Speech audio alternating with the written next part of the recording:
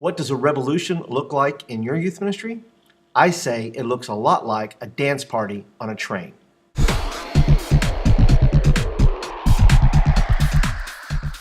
everybody, welcome back to another episode of the Tuesday Panic, the show for the unprepared youth worker like you and me sometimes, right? And today, as in the opener there, I want to talk to you about why your youth ministry can start a revolution and why it's going to look a lot like a party on a train.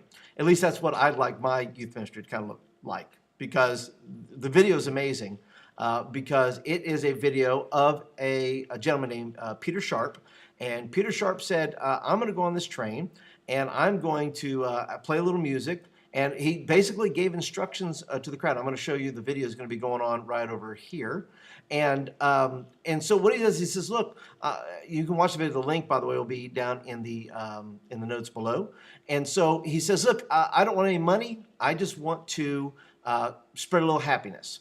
And so he goes ahead and he puts on the music, and it's James Brown, and he is in a tuxedo, and he is just going for it, man, up and down the train car there, and people are just staring at him, and people are just going, what is going on? And before you know it, slowly into the video there, doesn't get too far into the song, people actually start getting up and moving and dancing with this guy. And they're just up dancing, not dancing with him, but they're just dancing. And I just thought it was so cool and such a cool picture of what a revolution would look like in your church and in my church and in your youth group and in my youth group. And man, I'm always looking for this. And let me give you this 6 ways you can do this. Six ways, at least I think the video shows to me how we can have a revolution, how it looks like a dance on a train.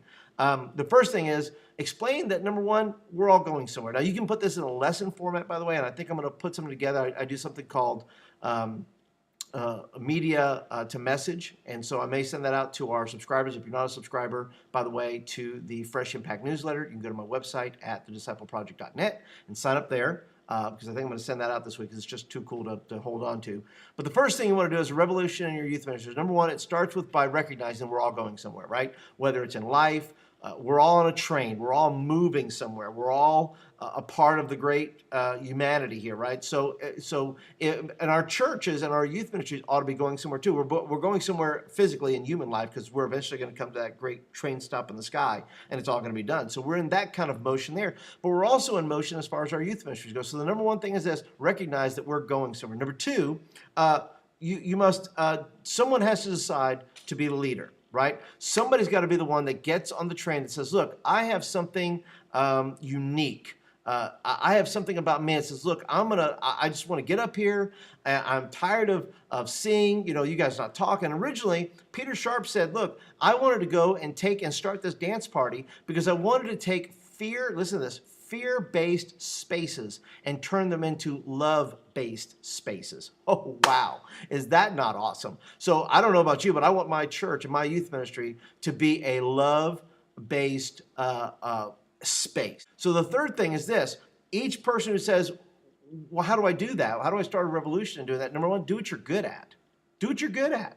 Whether in my youth group, I have singers, I have actors, I got, there's all kinds of people here, and it doesn't take remember, it only took one guy to start a dance party. A little bit of music and a whole lot of guts and a whole lot of boldness, right, as the Bible would say, right? A whole bunch of boldness that says, this is something I believe in, and I'm going to start a dance party. Would you join me? And so find kids who says, look, what is it you do well, and how can I help you do that? Whether it's singing, but it also comes from a spiritual perspective too. It says, look, if you'll do this thing, maybe it's prayer. Maybe you have a real burden for prayer. Maybe you have a burden for sharing Jesus with other people. Maybe you want to start a Bible club on your campus. Whatever that is, go do that thing. That guy used dance. You use what you use, right? The fourth thing is this: sometimes you start all alone.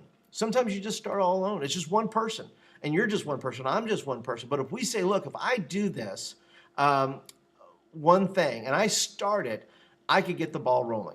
The fifth thing you got to do is be persistent. Yes, there's going to be, but in this case, on the train, there was no downside to it. Yes, there were people. The only downside was this: that not everybody danced. And that's what's going to happen. You're going to have a bunch of people that sit and stare and they become spectators of the train ride. They're spectators in the church. If you'll be persistent, you'll go through the struggle. If you'll go through the hard time, if you'll be persistent, God is going to move. God's going to do something if you'll be persistent with it. Be persistent in prayer. Be persistent in your boldness. Be persistent in those things, and God will reward you for it. The sixth thing and final thing is this. Others will come on the train and either be blown away by the fact and just surprised. And if you watch the video, people are coming onto the train and they start dancing. Everybody was dancing. And so they come in and go, hey, I'm going to dance too. All right, bring it. And so you know what? That's what I want my youth ministry to be like. And to be like as well. Hope today that you're inspired to maybe look at your youth ministry and do a little lesson. Do this lesson with your kids. Show the video. Go through these points there, and then make it apply to your youth ministry. Make it apply to what's going on in your world and your church and those things. And so if this video hopefully has been helpful to you, don't forget to sign up for the Fresh Impact newsletter. I'm going to do a lesson all around this. I'm going to do the points and show some biblical parallels there that you can use with your youth ministry, be able to share this with your group. And if you are a regular, once again, thanks for joining me as you always do. Please hit the thumbs up button. That lets me know you like the video and you want more of them. Also, if you're brand spanking new, thanks for being here. Thanks for hanging out. I don't know how you found us, but thank you, and I'm glad you found me. And please hit the subscribe button right here, and you'll get videos in your inbox every week. With Mentor Me Monday, Tuesday Panic, and then some other random videos about our room and stuff that's going on right there. So anyway, thanks for joining me today for the Tuesday Panic. I'm your host, Paul Turner, and I hope you have a great youth meeting.